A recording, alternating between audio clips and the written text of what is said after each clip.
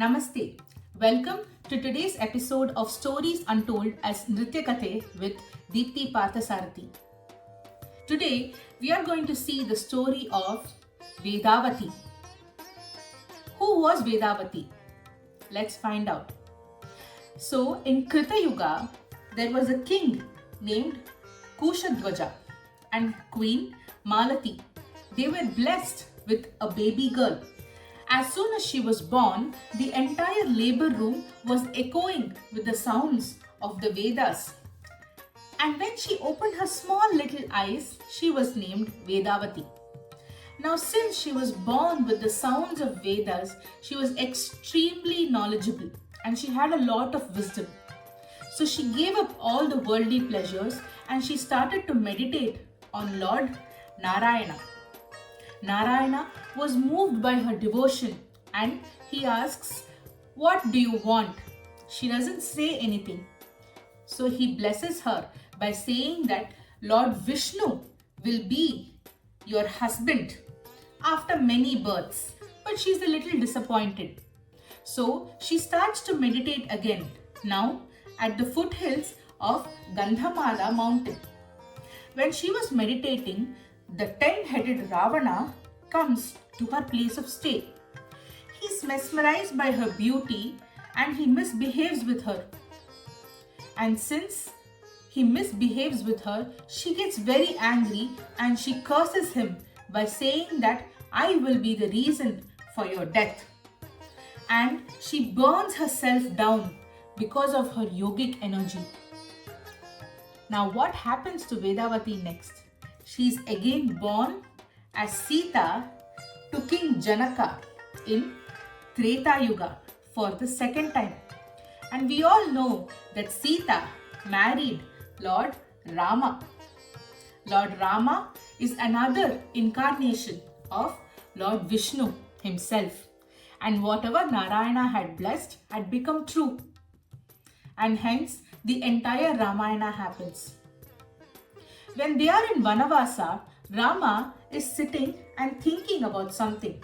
And he sees there that there is Agni Devata in the form of a Brahmana. He talks to Rama and he says that the Devatas have sent him on one particular work. The time for abduction of Sita has come and it is my responsibility to keep Sita safe. So he says that I have an idea. I will create a shadow form of Sita and give it to you. You protect the shadow form of Sita and I will ensure the safety of our Sita. Now Rama thinks if it's the wise thing to do and he agrees. And Rama asks Agni, when will I get back my Sita? Agni says, after she is saved from Ravana and Lanka, she will be tested in an Agni Pravesha. That is when I will keep the shadow form and you can keep the original form of Sita. Rama agrees and the same thing happens. During Agni Pravesha, the shadow form enters into the Agni but the original Sita comes back. Rama and Sita rule Bharata for 11,000 years.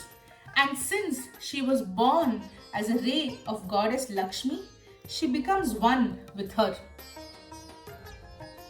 Now what happens to the shadow form? The shadow form of Sita is very upset. She asks Rama and Agni, what am I supposed to do now? Agni tells, you go and meditate in Pushkara. She says, that is what I have been doing. He says, but this time if you meditate, you will attain the position of Swarga Lakshmi. So she goes and sits to meditate in Pushkara on Lord Shiva. Lord Shiva comes and he asks, what do you want? I am moved by your devotion. He is the most easiest god to please. So she says, I want you to be my husband. And she says this 5 times. And to marry someone, you have to be born again. So she is again born as Draupadi to King Drupada when in Dwapara Yuga. And that is when Draupadi marries the Pancha Pandavas. And in the end, she attains the position of Swarga Lakshmi. This is the story of Vedavati. I really hope you all loved listening to me today. See you all in the next episode. Namaste.